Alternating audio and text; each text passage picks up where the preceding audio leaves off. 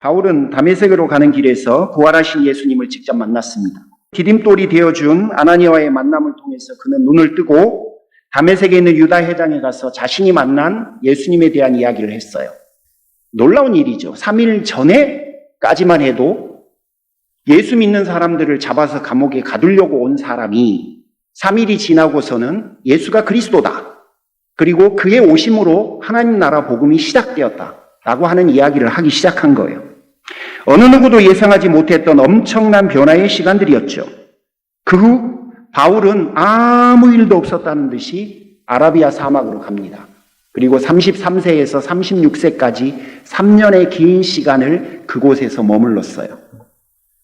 여러분, 아라비아 사막은 요즘에 요르단과 사우디아라비아 지역을 뜻합니다. 자, 그러면 왜 그는 사막으로 갔을까요? 그리고 그는 사막에서 짧지 않은 3년간 무엇을 했을까요? 무엇을 한 이유가 뭘까요?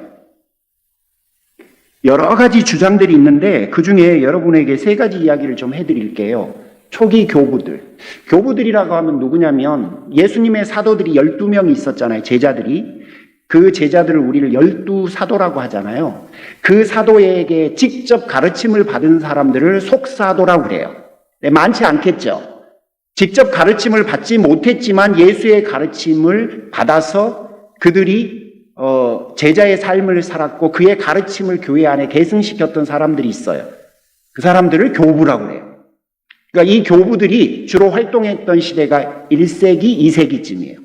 그 교부들이 뭐라고 했냐면 바울이 아라비아 사막에 간 이유는 야만인들에게 하나님 나라 복음을 가르치기 위해서였다라고 이야기해요. 이게 굉장히 중요한 주장이죠. 왜냐하면 그 당시에 사람들이 한 이야기니까. 여러분, 우리가 조선시대에 무슨 일이 벌어졌는지 가장 정확한 건 누구 이야기를 듣는 거예요? 조선시대에 살았던 사람 이야기예요. 조선시대를 연구한 사람 이야기가 아니라 그 시대에 살았던 사람 이야기를 하는 게 가장 정확해요. 전라도 어느 집이 맛있는지, 여수의 어느 식당이 맛있는지, 순천의 어느 식당이 맛있는지 누구에게 물어보면 돼요? 광 목사에게 물어보면 돼요. 제가 가장 잘 알아요. 왜냐하면 순천에서 살고 여수를 들락거리면서 인생을 살았기 때문에 가장 잘 알아요. 자, 문제가 있어요. 이 주장에는. 성경에 야만족에 대한 기록이 없어요. 그러니 컨플릭트가 돼요. 2번째 주장. 어떤 학자들은 유대 지도자들을 피해서 도망간 거라고 하는 이야기. 이게 조금 좀 다른 이야기죠. 결이 달라요. 그 다음에 3번째 다른 학자들은 예수님이 세례받고 광야로 가셨잖아요. 그렇죠?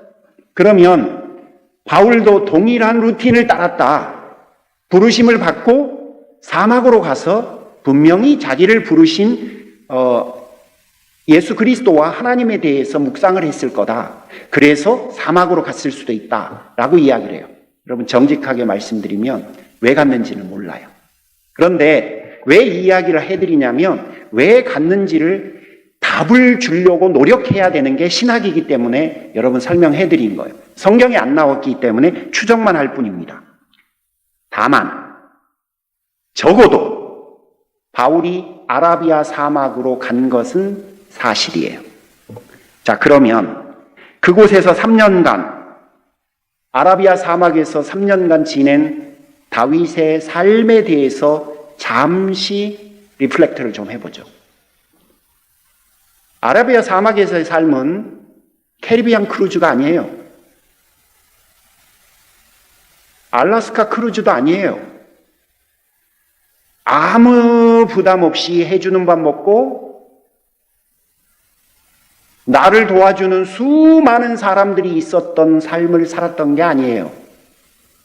그곳에는 마실 물도 먹을 음식도 그리고 쾌청한 날씨도 없었어요. 그는 그곳에서 혹독한 삶을 3년간 보냈어요. 그러고 싶었을까요? 하지만 하나님은 바울을 그곳으로 보내셔서 철저하게 유목민들 몇친 베누인 쪽들 빼놓고는 베두인족 빼놓고는 격리된 수많은 기존에 자신이 누렸던 영화롭고 모두가 알아주는, 그리고 모두가 다 바울을 칭송했던 그런 환경에서 완전히 고립시킨 채 홀로 그곳에서 3년을 머물게 했어요. 하나님 뭘 원하셨을까? 여러분 한번 생각해 보시면 좋을 것 같아요. 자, 그 다음에 그게 끝나면 이제 뭔가 일이 시작돼야 될 것 같잖아요. 이거는 유다의 집에서 아나니아를 만나서 눈을 뜰 때부터 우리가 기대한 일이에요. 아니, 그 정도 드라마틱한 경험을 했으면 뭔가 일이 있어야 될 거 아니야. 그런데 하나님은 아라비아 사막으로 홀로 보내셨고, 아라비아 사막에서 그토록 험난한 세월을 보냈으면 그 다음은 뭔가 있어야 되겠는데, 여러분 이게 웬일이에요? 오랜 기다림 통해서 아라비아 사막을 떠나서 그가 간 곳이 어디예요? 고향 다소예요. 오늘 본문의 배경이 되었던 고향 다소에서 여러분 어떻게 살았을까? 보통 할아버지들은 손자 자랑하는 것 때문에 살아요. 보통 아버지들은 자식 자랑하는 것 때문에 살아요. 우리 교회 전통이 있어요. 손주 자랑하면 밥 사면 돼. 근데 그걸 다 알면서도 자랑을 해요. 요즘 같은 물가에 여러분 밥 한번 사려면 난리 나요. 커피 한 잔 살려고 해도 만만치 않아요. 세상에 스타벅스가 옛날에 1불 썸띵이었잖아요. 근데 지금은 비싸요. 10명만 몰려가 봐요. 훅 빠져요. 훅. 자, 그런데도 손주 자랑하고 자식 자랑하는 것이 우리는 즐거워요. 그렇죠? 바울의 아버지는 어땠을까요?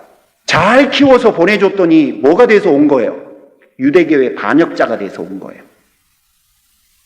내놓기도 이제는 부끄러워요. 백수예요, 백수. 그 전에는 국회의원이었고, 그 전에는 판사였고, 그 전에는 신망맞는 종교 지도자였는데 세상에 어느 날 하루아침에 배신자의 백수가 돼갖고 집에 온 거예요. 자랑도 못해. 근데 이 세월을 몇 년? 9년. 여러분 이게 말이 돼요? 33살부터 36살까지 아라비아 사막에서 3년, 37살부터 45살 때까지 9년, 합쳐서 12년간을 고독, 그리고 사람들에게 거절당하고 잊혀진 세월을 그는 보냈어요. 아니, 이 정도 되면 인생에 대해서 의문을 가져야 되는 거 아니에요? 내가 귀신 들린 거 아니야? 내가 속은 거 아니야? 그런 생각 들지 않을까요? 여러분 이게 말이 안 되잖아요. 우리 같으면 다메섹에서 부활하신 예수를 만났으면 그 다음에 뭔가 놀라운 일이 있어야 돼요. 그런데 눈이 멀어. 눈을 떴으면 그 다음에 뭔가 놀라운 일이 있어야 돼. 그런데 사막을 가래. 사막에 갔다 왔으면 뭔가 놀라운 일이 있어야 돼. 9년간 백수로 지내래. 와우. 이게 바울 인생기의 중간기에 있었던 일이에요. 자, 오늘 본문 한번 띄워주실래요? 오늘 본문에 그 일들이 있고 나서 그 다음 사건이 기록된 게 사도행전 11장 25절이에요. 박 목사님이 잘 설명해 주셨어요. 안디옥 교회에 있었던 바나바가 다소에 있었던 사울을 찾아와요. 바울을 찾아와요. 왜 찾아오냐면 같이 사역하자고. 그리고 이 둘은 안디옥 교회에 파송을 받습니다. 그래서 그때부터 1차, 2차, 3차 선교여행을 가고 1차 선교여행 중에 나중에 마가 일 때문에 바나바와 바울이 헤어져요. 그리고 그 선교여행은 바울을 통해서 이어져요. 1차, 2차, 3차 쭉. 그리고 몇 살 때인지는 모르겠지만 60대 초반 혹은 중반 때에 바울이 네로 황제에 의해서 순교를 당합니다. 자, 그러면 지금부터 그 이야기를 쭉 해볼 건데 여러분 그 다음 본문 한번 보여주세요. 자, 한번 이게 사도행전 9장 31절 본문인데 한번 읽어보실래요? 시작.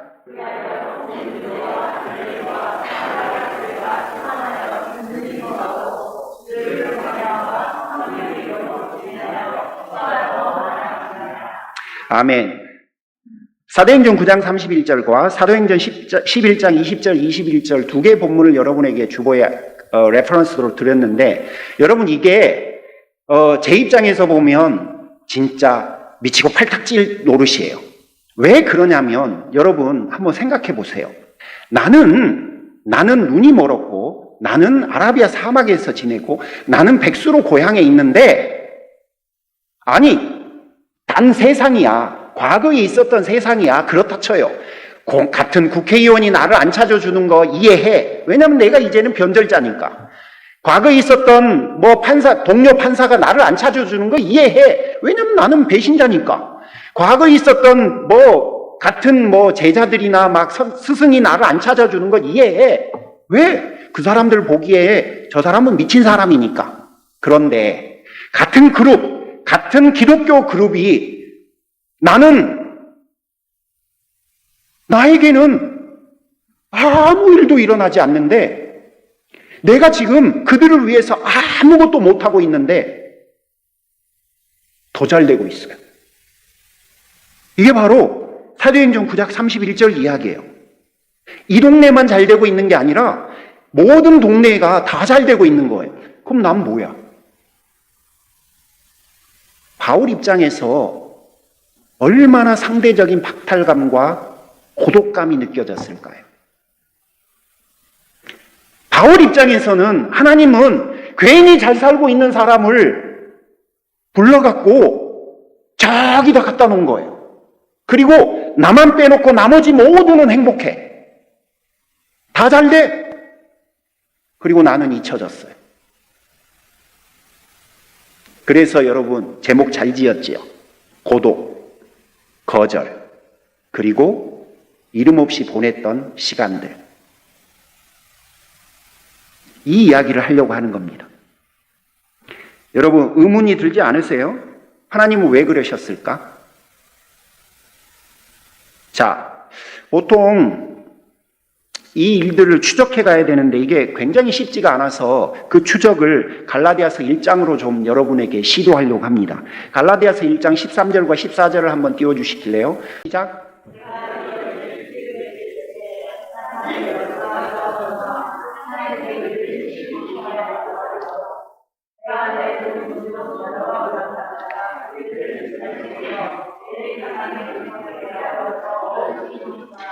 이게 우리가 지금 무슨 이야기인지 지난주부터 있었던 이야기에 대한 이야기라는 걸 여러분 금방 감을 잡으시겠죠? 자, 내가 옛날에 그랬어. 지금 그 이야기를 하고, 근데 그 이후에 이랬어. 라고 하는 이야기를 15절부터 분명히 할 거예요. 자, 그러면 15절 한번 봐주시겠어요? 시작.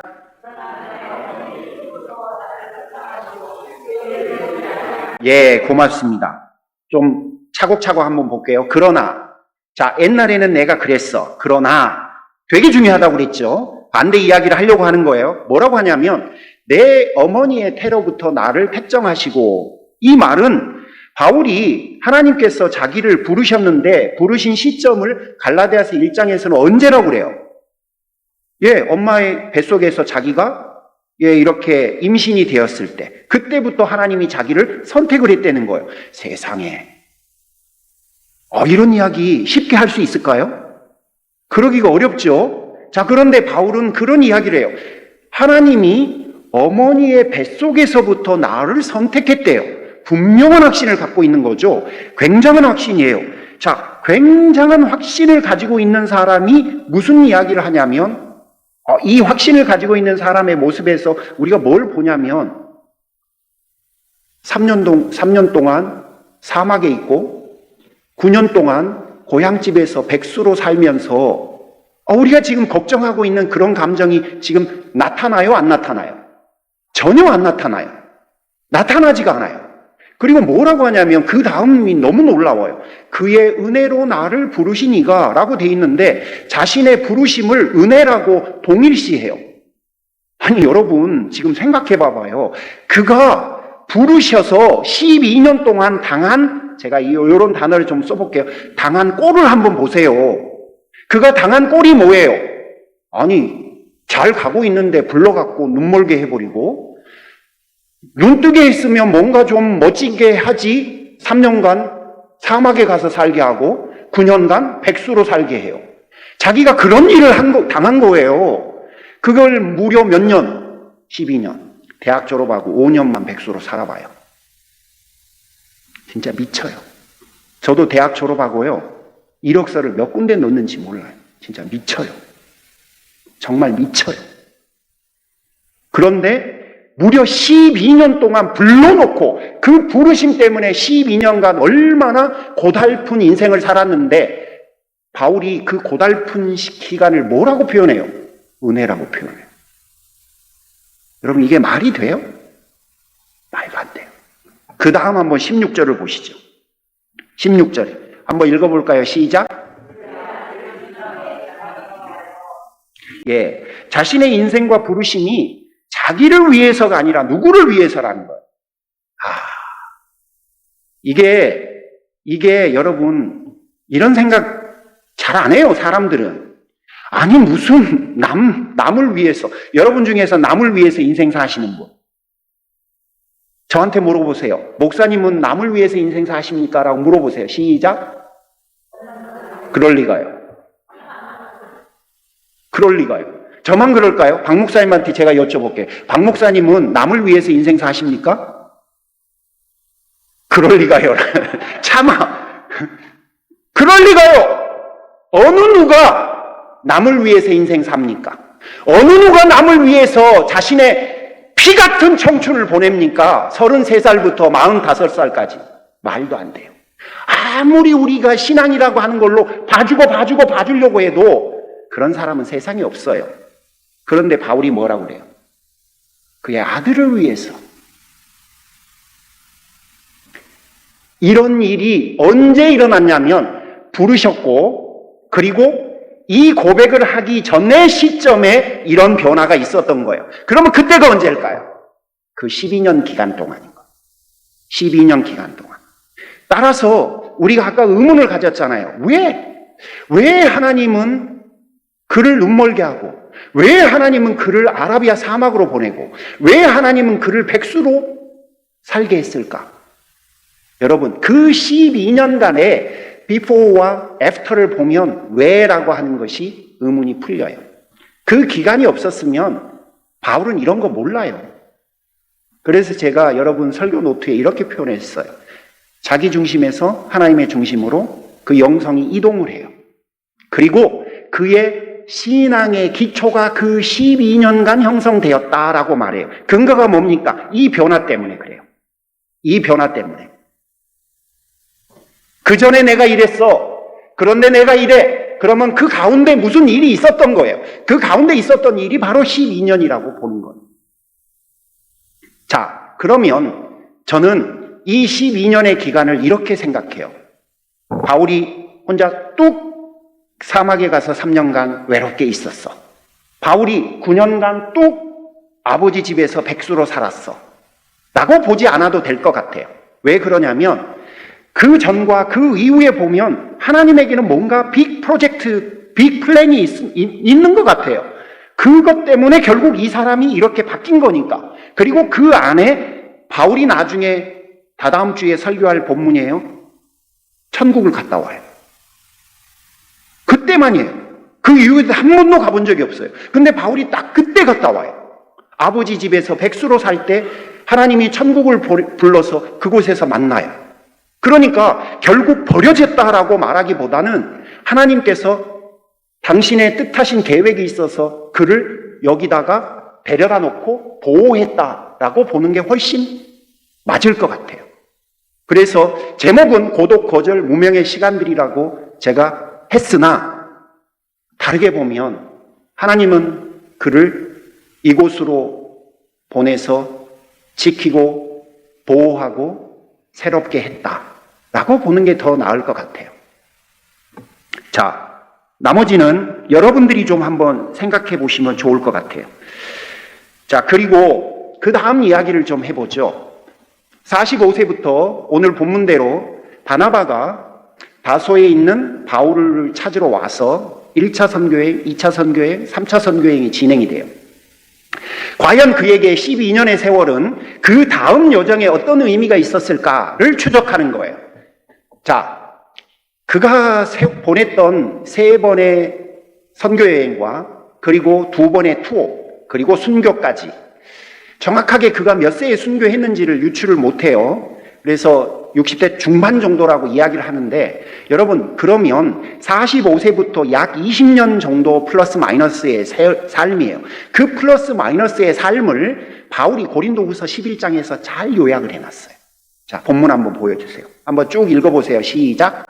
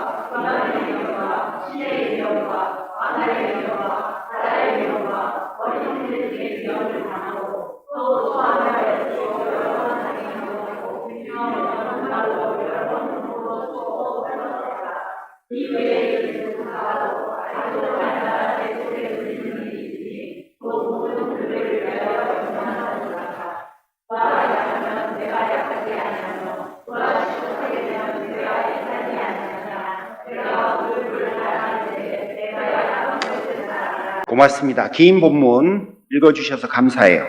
여러분, 이게 바울이 그 남은 세월 동안 자기가 1차, 2차, 3차 선교여행 그리고 그 이후의 삶을 어떻게 살았는지를 요약한 거예요. 여러분, 이렇게 살고 싶으세요? 제 용어로 택도 없지. 누가 이렇게 살고 싶어해요? 그래서 저는 지금까지 목사 되고 나서 바울처럼 되게 해달라고 기도를 한 번도 한 적이 없어요. 난 싫어. 난 바울처럼 뭐 손수건 어쩌고저쩌고 난 그런 거 안 해도 돼요. 난 이러고 살고 싶진 않아요.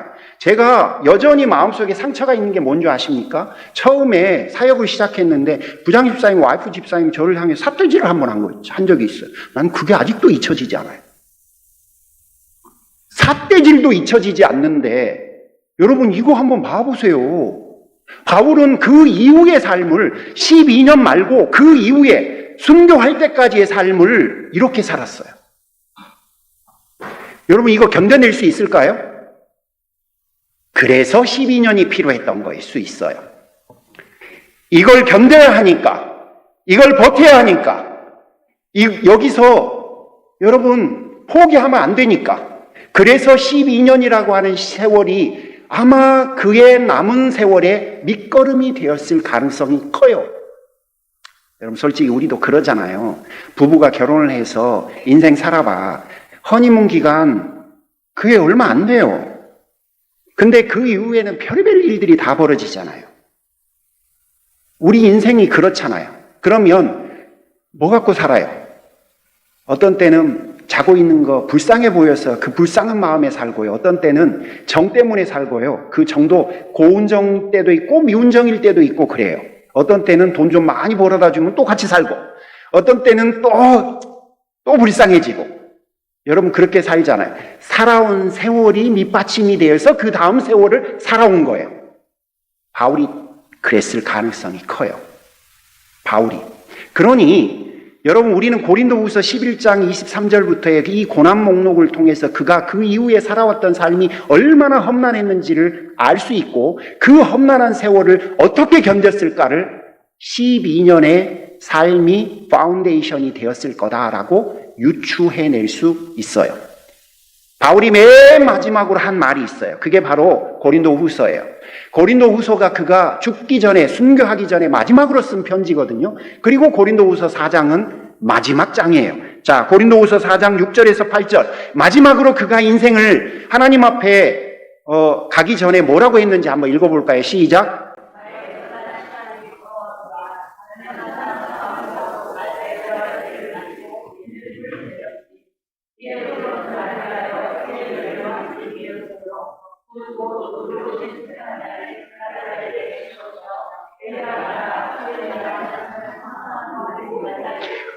견고하죠. 확신에 차 있죠. 그가 마지막 순간까지 그가 지켰어요. 변하지가 않아요. 어떻게 그럴 수 있었을까? 12년 세월 때문이라고 봅니다. 저는.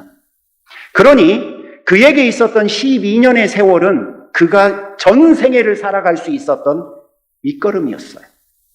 그리고 그의 12년은 고독하고 거절당하고 이름 없는 삶으로 어느 한쪽에 꽂아놓은 보리자처럼 제가 자주 사용하는 찌그러진 깡통처럼 버려진 게 아니라 하나님이 고이 지키고 보호하고 온전하게 만든 세월이었을 가능성이 훨씬 커요. 만약에 이 세월이 없었다면 그의 다음 그 20년 이상의 삶은 기대하기 어려워요. 자, 다다음 주에 마지막 설교를 할 건데 그때 여러분 그런 것들과 같은 일들이 없었으면 바울은 무너졌을 가능성이 커요.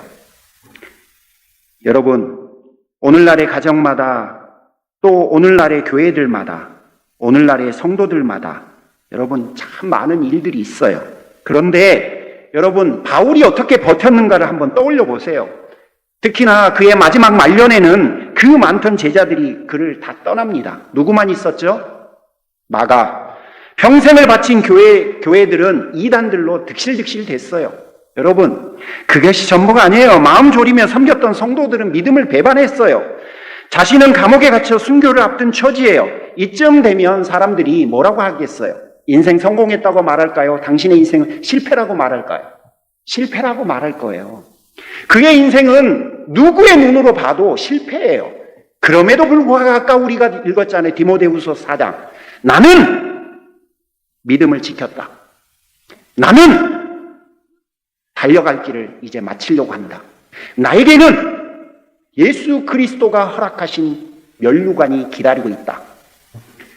다른 사람들이 다 바울의 마지막 순간을 보면 그는 실패했을 거라고 말한다니까요. 그럼에도 불구하고 그에게는 어떤 원망도, 어떤 불쾌한 감정도, 어떤 실패자가 느끼는 그런 것도 없이 오로지 확신과 분명한 신념과 또 기대감으로 가득 차 있어요. 어떻게 그럴 수 있을까요? 그게 바로 12년의 세월 때문에 그렇다는 거예요. 그 기간 때문에. 자, 그러면 우리는 종종 가볍게 넘기는 그 12년을 재고해야 할 것이 분명하고, 동시에 여러분은 바울처럼 12년의 시간, 여러분에게 주어진 12년의 시간들을 재고하고 재해석해야 돼요. 여러분에게 잊혀지고, 여러분이 무시받고, 여러분이 찌그러진 깡통처럼 느껴지는 그 모든 시간들을 하나님의 눈으로 재해석해야 된다는 거예요. 그게 그저 버려지고, 그게 그저 잊혀지고, 그게 그저 직장 없이 살아간 세월이 아니고, 그게 그저 내가 원하는 것들을 얻지 못해서 몸부림치고 있는 세월들이 아니라는 거예요. 그러므로 사랑하는 성도 여러분, 와우, 제가 이 용어를 안 쓰는데 되게 오랜만에 썼어요. 사랑하는 성도 여러분이라고 하는 용어를 제가 안 쓰는 이유는 제 사랑이 뭐 중요해요. 그래서 저는 하나님의 사랑받는 자녀 여러분이라고 하는 용어로 바꿨잖아요. 하나님의 사랑을 받는 것이 더 중요하잖아요. 목사의 사랑이 이렇게 조금씩 꼬리만한 게 왔다 갔다 하거든요. 그러니까 저의 감정에 의해서 이게 좌우되기도 해요. 그래서 여러분의 귀한 영혼을 제 사랑에게 안 맡기고 하나님의 사랑에게 맡기려고 제가 용어를 바꾼 거예요. 그래서 사랑하는 성도 여러분이라고 하지 않고 하나님의 사랑받는 성도 여러분이라고 한 겁니다. 여러분 안에 이걸로 다시 여러분이 살아가셔야 될, 혹은 살아가고 계실, 앞으로 경험하게 될 수도 있는 12년을 재해석해 보시기를 권해드립니다. 여러분, 그거 없이는 그 다음이 없는 거예요. 그것이 있기 때문에 그 다음이 여러분에게 존재한 겁니다. 따라서 여러분에게 있는 모든 일들을 그렇게 한번 봐주시기를 주의 이름으로 축복합니다. 여러분, 몇 가지만 권해드릴게요. 시간이 많이 가서. 첫 번째는 하나님이 여러분의 인생을 향해서 가지고 계신 큰 계획이 있다는 것을 여러분이 이해하고 그 계획을 좀 신뢰하시면 좋을 것 같아요. 그러니까 어느 순간 나에게 3년의 세월, 어느 순간 나에게 9년의 세월, 어느 순간 나에게 눈 멀어버리는 그런 순간들이 내 인생에 찾아올 수도 있어요. 그런 것들이 찾아오더라도 그것들은 하나님의 빅피처 가운데 한 순간일 뿐이에요. 영원히 그런 게 아니에요. 그러니 나에게 그런 일들이 벌어진다 하더라도 하나님은 내 인생을 향해서 큰 그림이 있어 라고 하는 것을 신뢰하라는 겁니다. 그러면 여러분 그 순간을 바라보는 눈이 달라져요. 자, 지난 시간에 제가 무슨 이야기를 했었냐면 여러 이야기를 했는데 여러분 이렇게 한번 지난 시간의 설교와 오늘 설교를 이해해 보면 좋겠어요. 하나님을 신뢰해서 헌신하는 거하고 헌신을 하는 거는 달라요. 그러니까 헌신을 하는 건 똑같아요. 둘 다 헌신을 하고 있는 거예요. 그런데 신뢰하기 때문에 헌신하는 것과 헌신을 하는 삶을 사는 것은 다르다니까요. 무슨 이야기냐면 여러분, 내가 사랑하기 때문에 사랑을 주는 것과 사랑을 줘야 하기 때문에 사랑을 주는 건 달라요. 그렇죠? 복잡해졌다. 저도 흐름을 잃었네. 자, 이렇게 해봐요. 자식들이 있어요. 자식이 있는데 박준배 목사님께서 용돈 좀 주던가요? 죄송합니다. 분위기 파악 못했습니다. 야, 목사 안수까지 받았으면 아버지 목사의 어려움을 이해할 줄 알아야지. 아니면 이제 곧 70이 되는 아빠를 위해서 용돈 좀 줘야지. 라고 하는 생각이 들어올 수도 있고 안 들어올 수도 있고, 안 들어오면 목사님이 위대한 하나님의 종인 거고 들어오면 아버지인 거고. 근데 우리가 자녀들에게 기대감이 있을 때가 있잖아요. 기대가 들잖아요. 그때 기대대로 되지 않으면 여러분 서운함이 오죠. 서운함이 옳고 그 서운함 때문에 우리가 뭐라고 그래요? 내가 니를 어떻게 키웠는데.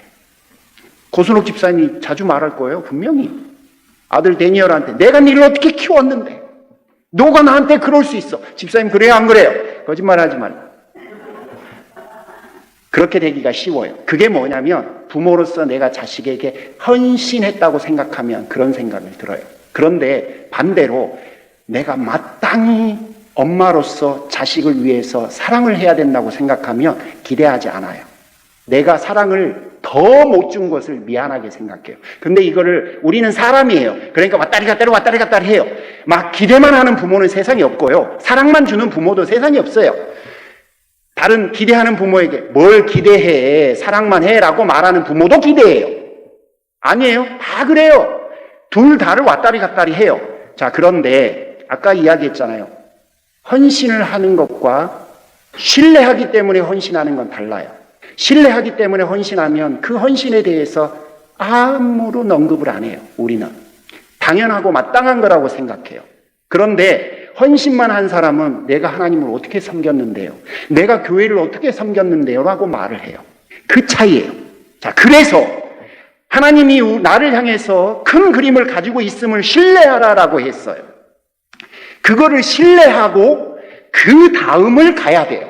헌신을 하든 희생을 하든 뭘 하든 그 다음을 해야 돼요. 그러지 않으면 여러분 내가 하나님 앞에 어떻게 살았는데 저한테 이러실 수 있어요? 라고 말하기가 쉬워져요. 자, 다시 우리 인생에 12년과 같은 일들이 있어요. 그때마다 우리는 고민이 돼요. 고민을 할 때 뭘 생각해야 되냐면 하나님이 내 인생 전체에 대해서 가지고 있는 큰 그림이 있음을 신뢰해야 돼요. 신뢰하고 그 다음 거를 해야 돼요. 신뢰함이 없이 그럼에도 불구하고 나는 헌신할 거야 라고 하면 이 헌신이 하나님 제가 하나님을 어떻게 했는데요 라고 하는 걸로 변질될 우려가 있으니 안 그러는 사람도 있으나 신뢰 먼저 하라는 것, 신뢰하기 때문에 그 다음을 가라는 이야기입니다. 그 다음은 여러분 지금이 끝이 아니에요. 12년의 세월 중에 하나일 뿐이라니까. 12년 후에는 손수건만 올려도 그 다음에 천국도 가고 놀라운 일들이 벌어져요. 그러므로 여러분 지금이 끝인 것처럼 12년의 과정 중에 있을 때 슬퍼만 하지 마십시오.